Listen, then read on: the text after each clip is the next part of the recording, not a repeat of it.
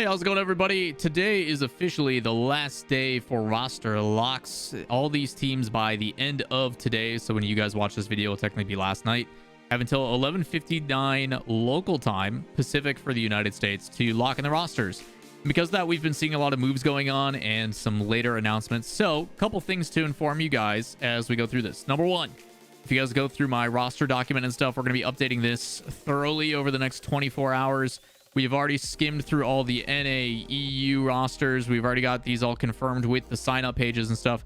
These are about as accurate as you can get for teams that you need to be paying attention to. Going into the next season, we'll update these. We'll add scores. We'll rank. We'll do an aggregate. We'll do some cool stuff for this page. So if you guys are trying to find this, easy way to do it, come over to the stream, twitch.tv/Lawler. Hit ! RLCS rosters. It'll pull up a bit.ly link, and then you can get to it. Makes it really, really easy. Second thing is I will be creating tier lists for these rosters as well. In the coming days, we will have a tier list of breaking down essentially my teams that I'm like, hey, these are your favorites to make it into the RLCS majors. That's who I've got. We're also going to talk about teams that should consistently find themselves in the playoffs, the top 4, the top 8, the top 16. Our gatekeeper teams, which are like the 17 to 24 teams. Not only will it tell you every single roster change for each region, but it'll also tell you how I feel about them. So expect those videos in the future. If that's something you guys want to be interested in, make sure you guys hit subscribe, like, turn on notifications, all that kind of stuff. With that said, let's go into the roster changes that are new for the upcoming season that are recent announcements. First thing, we've got Crew Esports officially announcing their super team. Again, we've done a lot of coverage on Crew in regards to them building a super team, the funding they're getting from professional footballers. But they do have the addition of AJG coming over from Complexity with Bems and Card. Again, this is the new super team that is trying to compete. I'm going to be honest with you all. I personally think that the South American region is going to be one of my favorites to watch. I think there is so many good teams between Furia winning every offseason tournament. You've got this new Crew roster with AJG, who I think is an absolute stud. You've got NIP, Team Secret. Like, there's so many good teams. And on top of that, something that is recently talked about, Complexity is also going back to South America. There's a lot of conversations about Complexity getting showcased that they had signed up for South American qualifiers, and people are wondering what's going on.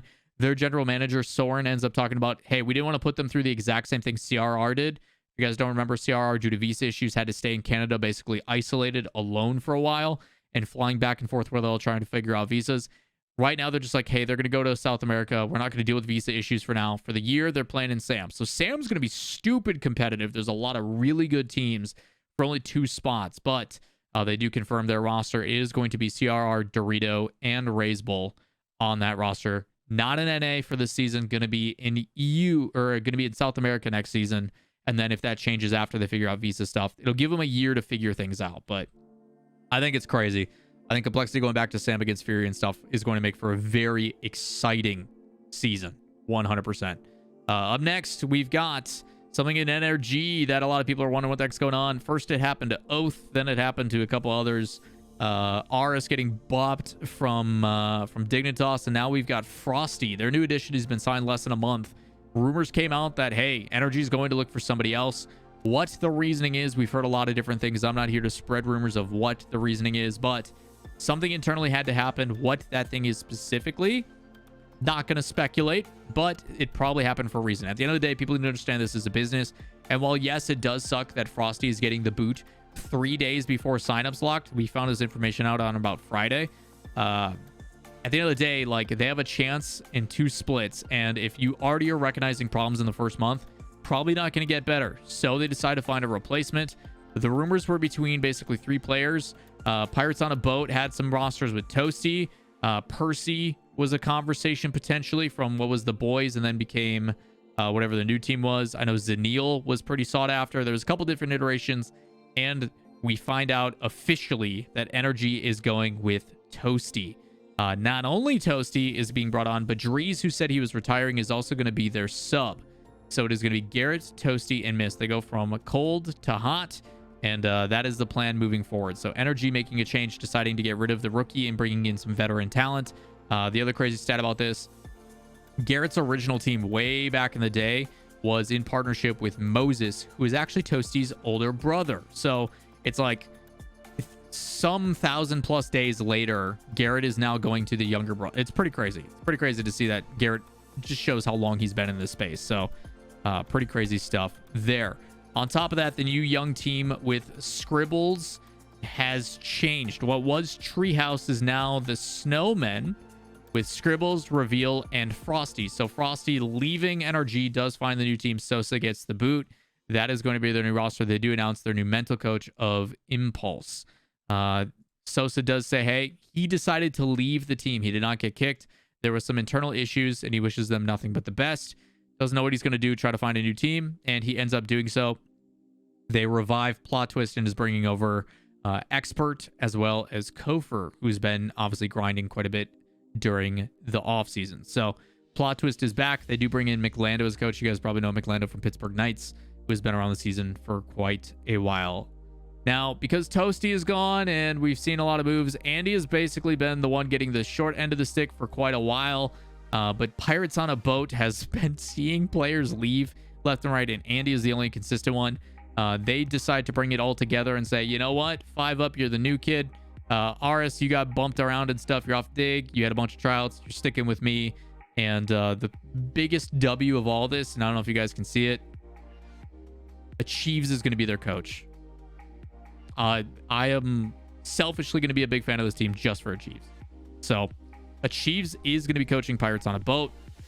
Excited to see how this team does. A lot of undeveloped talent. Andy, I think, is still underrated. Hasn't gotten really his fair shot over the years, whether he was with Dig or whoever. We love Andy. Andy's a great dude. He's also from Wisconsin. So I'm excited to see this team cook. Pirates on a Boat has always been a gatekeeper team. We'll see if they can push through that. Up next, we've got some fun just iterations of teams. Solari, as they have obviously been with K-Dop and kind of different iterations. We saw Barry Peak retire and now is going to coach Vitality. But they decided to bring the band back together. K-Dop and Shazette are going to be pairing up with Rise Fox to create a team for Solari. How this team will do, I'm probably going to be pretty critical of. But to see the team back is pretty great. So happy for them. Glad they've got a team. Glad they've got support. But will it be successful? We'll have to wait and see. And speaking of success, we've got Retirement Fund coming back. A little bit of fun. Mets and Mog, if you guys don't remember, OGs back in the day, we also did a documentary on Mets and RS. Are going to be pairing with Tigray. So 3 teams, 3 players that have all kind of been on the outside, kind of just waiting to see, are going to be signing up. I wouldn't be surprised if Speed actually joins them as coach. Who knows what'll happen, but absolutely love these boys. Should be a lot of fun to watch them and root for them just as like as a fan. But that's what we've got for the latest roster news in the league going around the space. There's a bunch of other kind of meticulous ones that we don't know how results are really going to play out, so we haven't brought them really to attention. But that roster document, as we see more consistent results with open qualifiers starting this week, you will start to see. So the next few days, just as a reiteration, this is the last roster one for the offseason. We're done. We made it through. Rosters are locked. We've got them.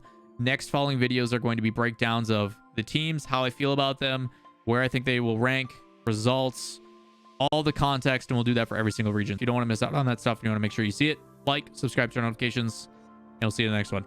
Peace.